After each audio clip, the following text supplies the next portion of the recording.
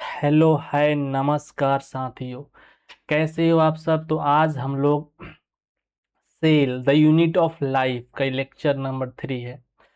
दोस्तों इसके पहले वाले लेक्चर्स में हम लोगों ने बहुत सारे सेल्स के बेसिक प्रॉपर्टीज के बारे में समझे थे। सेल के जो ओवरव्यू जो होते हैं प्रोकैरियोटिक सेल्स और यूकैरियोटिक सेल्स को डिटेल में दोस्तों हम लोगों ने डायग्रामेटिकली हम लोग समझे थे बहुत डिटेल में। प्रोकैरियोटिक सेल्स क्या होते हैं, यूकैरियोटिक सेल्स क्या होते हैं, क्या सिमिलरिटीज है और क्या डिफरेंस है, उसको हम लोगों ने डिटेल में हम लोगों ने समझा था। तो आज के इस लेक्चर में हम लोग क्या समझेंगे, हम लोग आज के इस लेक्चर में समझेंगे कि सेल के डिफरेंट शेप को समझेंगे, सेल के डिफरेंट साइज को समझेंगे। जैसे देखिए दोस्तों, सेल के डिफरेंट डिफरेंट शेप होते हैं। जैसे देखिए यहाँ पे आपको देखो दिखाई दे रहा होगा, ये दोस्तों क्या है, ये व्हाइट ब्लड सेल्स है जो आपको अमीबॉयडल शेप का आपको दिखाई दे रहा होगा। और ये आपको दोस्तों जो शेप जो आपको दिखाई दे रहा है, ये आपके रेड ब्लड सेल्स है जो कैसे होते हैं, बाइकनकेव होते हैं। आपको मस्त तरीके से आपको दिखाई दे रहा होगा और राउंड शेप के हो रहे हैं, आपको दिखाई दे रहा होगा। ये दोस्तों कैसे है दोस्तों, आपको ये बोन सेल है, कुछ तरीके से इसके अंदर होते हैं, ठीक है ना। वो इलोंगेटेड होते हैं, है ना। और ये आपको सुंदर सा आपको शेप दिखाई दे रहा होगा दोस्तों, इसको हम लोग बोलते हैं न्यूरॉन्स या नर्व सेल बोलते हैं, जो लॉन्ग होते हैं, ब्रांच्ड होते हैं। ओके। और इसके डिटेल में आप क्लास 10th में पढ़ोगे। जो आपको ये वाला जो चीज़ें दिखाई दे रहा है, इसको हम लोग डेंड्राइट्स बोलते हैं, जो सिग्नल को कैरी करते हैं, सिग्नल को रिसीव करते हैं, सिग्नल को वो लेते हैं। फिर यहाँ सिग्नल जो होता है वो सेल बॉडी में जाता है, सेल बॉडी से ये जाता है एक्सॉन में, जो लंबा वाला पोर्शन इसको एक्सॉन बोलते हैं, और इसको बोलते हैं नर्व एंडिंग बोलते हैं। और फिर यहाँ से कुछ केमिकल निकलता है जिसको न्यूरोट्रांसमीटर बोलते हैं। डिटेल में डिस्कशन करेंगे क्लास 10th में। और ये दोस्तों कुछ क्या होते हैं, इंटेस्टाइनल सेल होते हैं, कुछ इस तरीके से इसके ऊपर सिलिया होते हैं, इसके ऊपर दोस्तों सिलिया होते हैं, ये कुछ इस तरीके से इंटेस्टाइनल सेल्स होते हैं। ओके, बहुत बढ़िया। अब देखिए दोस्तों, ये दोस्तों है ओवम। ये दोस्तों क्या है, ओवम। ओवम का मतलब होता है ये फीमेल गैमेट होते हैं। क्या वो दोस्तों होते हैं, ये फीमेल गैमेट्स होते हैं जिससे ओवम बोलते हैं। जैसे मेल गैमेट स्पर्म होते हैं, वैसे फीमेल गैमेट ओवम या एग बोलते हैं। ओके। और ये दोस्तों आपको ये स्पर्म सेल आपको दिखाई दे रहे होंगे, ठीक है ना। स्पर्म सेल्स है जो लंबे होते हैं और इसका हेड होता है, और ये वाला पोर्शन जो टेल बोलते हैं, और ये स्पर्म सेल्स है, ये मेल गैमेट होते हैं। ओके, चलिए आगे बात करते हैं। सेल के डिफरेंट डिफरेंट साइज के बारे में हम लोग डिस्कस कर लेते हैं। सेल के डिफरेंट डिफरेंट साइज को हम लोग डिस्कस कर लेते हैं,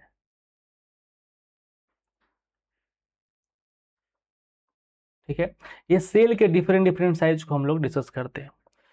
देखिए, सबसे स्मॉलेस्ट सेल जो उसको होते हैं उसको बोलते हैं माइकोप्लाज्मा, या इसको पीपीएलओ बोलते हैं। क्या बोलते हैं, पीपीएलओ का मतलब होता है ल्यूरोन निमोनिया लाइक ऑर्गेनिजम्स होते हैं। और mycoplasma is the smallest living cells बोल सकते हैं, या लिविंग ऑर्गेनिजम्स बोल सकते हैं, जिसके साइज 0.3 माइक्रोमीटर के आसपास होती है लेंथ वाइज। सबसे लार्जेस्ट सेल जो होते हैं वो होते हैं एग ऑफ एन ऑस्ट्रिच। क्या होते हैं, एग ऑफ एन ऑस्ट्रिच जो होते हैं वो सबसे लार्जेस्ट सेल्स होते हैं। और सबसे लॉन्गेस्ट सेल जो होते हैं, जो सबसे लंबे वाले सेल जो होते हैं, उसको नर्व सेल बोलते हैं, न्यूरॉन्स बोलते हैं। ठीक है, आसान है। अब दोस्तों बात करेंगे सेल के डिफरेंट डिफरेंट कंपोनेंट के बारे में, हम लोग डिटेल में समझते हैं। सेल में एक्चुअली क्या क्या हो सकते हैं मेरे भाई। अगर सेल का अगर आउटर लेयर है उसको बोलते हैं प्लाज्मा मेम्ब्रेन बोलते हैं, और ये दुनिया के हर सेल में होते हैं। सेल वाल दोस्तों कहाँ कहाँ होते हैं, सेल वाल दोस्तों जो होते हैं वो प्लांट्स के अंदर हो सकते हैं या एल्गी के अंदर हो सकते हैं। सेल वाल एनिमल सेल्स में नहीं होते हैं। ओके। ये दोस्तों है साइटोप्लाज्म। क्या दोस्तों, साइटोप्लाज्म का मतलब होता है जितने भी केमिकल एक्टिविटी होती है, जितनी मेटाबॉलिक एक्टिविटी होती है, वो साइटोप्लाज्म के अंदर होती है, जो सेमी फ्लूइड मैट्रिक्स होती है। और ये दोस्तों क्या है, ये दोस्तों आपका है न्यूक्लियस है, जो सेल के बीचों बीच में होती है, न्यूक्लियस बोलती है। और यही सेल का होती है मास्टरमाइंड, जो सेल को कंट्रोल करती है। और ये दोस्तों जो है वो आपका सेल ऑर्गेनेल्स होती है, जो साइटोप्लाज्म के अंदर होती है। बहुत सिंपल है सर, मजा आ रहा है। ओके। ये देखिए दोस्तों, ये दोस्तों क्या है, ये दोस्तों आपका एनिमल सेल है। दोस्तों क्या है आपका, ये आपका एनिमल, एक सेकेंड, ये आपका दोस्तों क्या, ये आपका एनिमल सेल है। एनिमल सेल और दोस्तों ये कैसा, ये दोस्तों आपका प्लांट सेल है। ओके, एनिमल सेल में जो वैक्यूल होते हैं वो बहुत छोटे होते हैं या नहीं होते हैं। यहाँ पर देखिए दोस्तों, यहाँ पे आपको वैक्यूल आपको दिखाया गया जो बहुत छोटे शेप के है, लेकिन यहाँ पे वैक्यूल दोस्तों बहुत बड़े हैं, जो सेल के लगभग लगभग 90% स्पेस को ऑक्युपाई ये वैक्यूल कर लेता है। वैक्यूल का काम होता है स्टोरेज करने का काम होता है। और ये दोस्तों आपका जो है ये वाला, ये आपका गोल्गी बॉडी है। गोल्गी बॉडी प्लांट के अंदर भी होती है और एनिमल के अंदर भी होती है। आसान है, गोल्गी बॉडी यहाँ पर भी प्रेजेंट होती है। और ये दोस्तों आपका क्या, ये आपका जो है सुंदर सा ये दोस्तों आपका न्यूक्लियस है।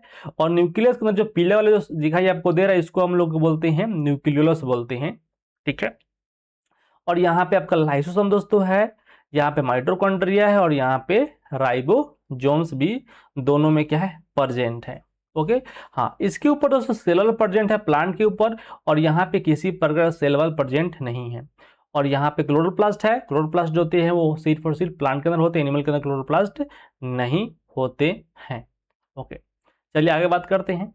अब दोस्तों डिटेल में हम लोग बात करेंगे प्लाज्मा मेम्ब्रेन के बारे में। प्लाज्मा मेम्ब्रेन के डिटेल, प्लाज्मा मेम्ब्रेन के हम लोग जो प्रॉपर्टीज होती है, जो इसका फंक्शन होती है, उसको हम लोग डिटेल में समझते हैं। देखिए दोस्तों, प्लाज्मा मेम्ब्रेन जो होती है वो सेल का आउटर मोस्ट क्या होती है, कवरिंग होती है, और वो साइटोप्लाज्म को आउटर वर्ल्ड से क्या करती है, वो सेपरेट करती है, अलग करती है।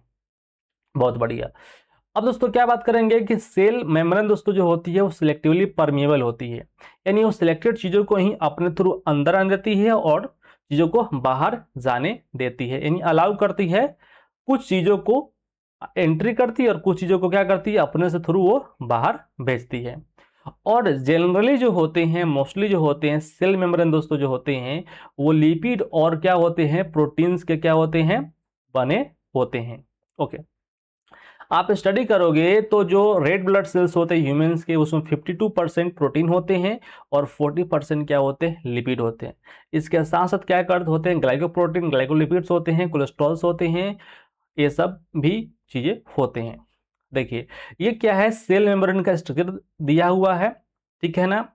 और ये क्वासी फ्लूइड स्ट्रक्चर्स होते हैं, है ना। क्वासी फ्लूइड स्ट्रक्चर दिए थे सिंगर एंड निकोलसन ने 1972 को ये दिए थे, quasi fluid nature of cell membrane, है ना। यह इसके फंक्शन को थोड़ा थोड़ा आपको पढ़ना है, क्लास 9th में, डिटेल ज्यादा नहीं जानना है। देखिए दोस्तों, यहाँ पे दोस्तों इस तरीके से आपको जो दिखाई दे रहा है, इस तरीके से ये दोस्तों होते हैं लिपिड होते हैं। दोस्तों क्या होते हैं, लिपिड। ये लिपिड दोस्तों ये हेड होता है जो हाइड्रोफिलिक होते हैं और पानी से इसको प्यार होता है। और ये वाला जो दोस्तों पर्सन जो होता है इसको हम लोग बोलते हैं टेल बोलते हैं, जिसको पानी से इसको नफरत होता है। और ये मतलब ये हाइड्रोफोबिक नेचर के होते हैं। ओके, यानी लिपिड कैसे होते हैं, बाई लेयर होते हैं। कैसे होते हैं, बाई लेयर होते हैं। तो हेड वाला दोस्तों जो पर्सन जो है वो ऊपर होती है, जो आउटर वर्ल्ड को इंटरेक्ट करती है, यानी सेल वॉल को इंटरेक्ट करती है या बाहरी दुनिया को इंटरेक्ट करती है अगर सेल प्रेजेंट नहीं है तो। लेकिन जो अंदर वाला जो दुनिया है, ये जो नीचे वाला जो दुनिया दोस्तों है क्या है, क्योंकि सेल मेम्ब्रेन नीचे दुनिया क्या है, वो साइटोप्लाज्म है। ओके, बहुत बढ़िया। अब देखिए इस तरीके से क्या है, ये आउटर वाला लेयर दोस्तों है आपका लिपिड का, और ये अंदर वाला लेयर है ना। यानी आउटर लेयर भी है और इनर लेयर है। यानी आउटर लेयर जो लिपिड का है वो बाहर वाला दुनिया को इंटरेक्ट कर रहा है, और जो अंदर वाला जो लेयर है लिपिड का, वो साइटोप्लाज्म को क्या कर रही है, इंटरेक्ट कर रही है। ओके, और ये दोस्तों देखिए, देखो ध्यान से देखो, ये वाला दोस्तों जो आपको जो एरिया आपको दिखाई दे रहा है, ये दोस्तों है आपका कैरियर, क्या बोलते हैं इसको, चैनल प्रोटीन बोलते हैं। और ये आपका चैनल प्रोटीन और कैरियर प्रोटीन दोस्तों जो होते हैं इंटीग्रल प्रोटीन के ही पार्ट होते हैं, जो मॉलिक्यूल को, जो पोलर मॉलिक्यूल होते हैं उसको ट्रांसपोर्ट करवाते हैं। पोलर मॉलिक्यूल जो होते हैं या हाइड्रोफिलिक मॉलिक्यूल होते हैं, वो प्रोटीन के थ्रू क्या करते हैं, ट्रांसपोर्ट करते हैं। और ये लिपिड दोस्तों जो होते हैं, यहाँ से लिपिड से जो भी नॉन पोलर मॉलिक्यूल्स होते हैं, ये न्यूट्रल मॉलिक्यूल होते हैं, वो इसके थ्रू क्या करते हैं, पास करते हैं। दोनों जो पास करते हैं उसमें किसी प्रकार एनर्जी का कोई यूज नहीं होता है, यानी ये दोस्तों कैसा होता है, पैसिव ट्रांसपोर्ट होता है, सिंपल डिफ्यूजन होता है। लेकिन जो पोलर मॉलिक्यूल होते हैं दोस्तों, जो क्या होते हैं, जो आयनिक वाले मॉलिक्यूल होते हैं, जो वाटर में जो सॉल्युबल होते हैं, वो मॉलिक्यूल दोस्तों जो होते हैं वो चैनल प्रोटीन थ्रू क्या होते हैं, वो जाते हैं। या जो आपके टनल प्रोटीन होते हैं, चैनल प्रोटीन और टनल प्रोटीन जो होते हैं मॉलिक्यूल ट्रांसपोर्ट में काम आते हैं, तो उसके थ्रू क्या होता है, ये मॉलिक्यूल जाते हैं। दूसरी बात, लिपिड दोस्तों जो होता है ये अपने सरफेस के ऊपर भी क्या करते हैं, मूव करते हैं। लेटरल मूवमेंट भी होता है लिपिड का।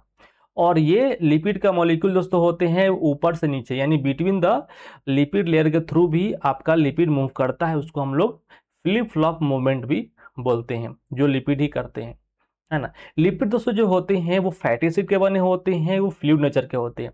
प्रोटीन जो होते हैं सॉलिड नेचर के होते हैं। इसलिए लिपिड जो होते हैं कि लिपिड के ऊपर प्रोटीन जो होता है उसका लेटरल मूवमेंट होता रहता है, इसलिए इसको क्वासी फ्लूइड नेचर ऑफ हम लोग क्या बोलते हैं, क्वासी फ्लूइड नेचर हम लोग बोलते हैं।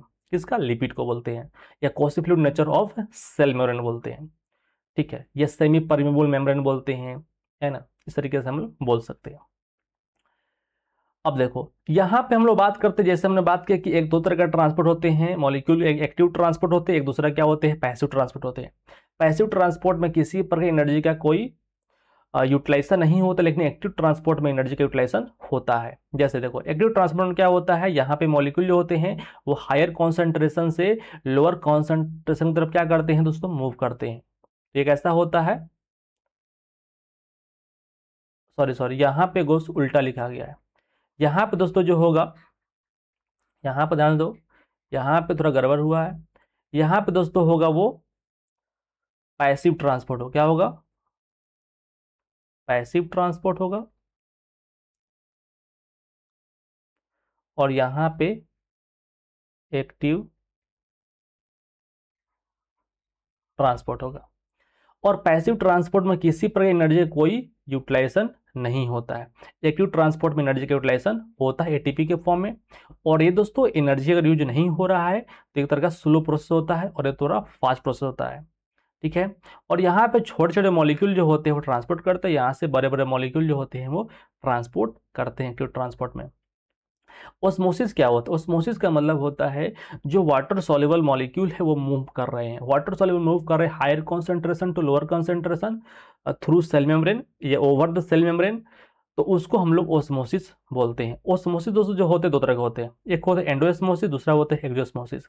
एंडोस्मोसिस का मतलब होता है कि वाटर मॉलिक्यूल जो होती है, सॉल्वेंट जो होती है, वो सेल के अंदर मूव करती है, यानी अंदर जा रही है।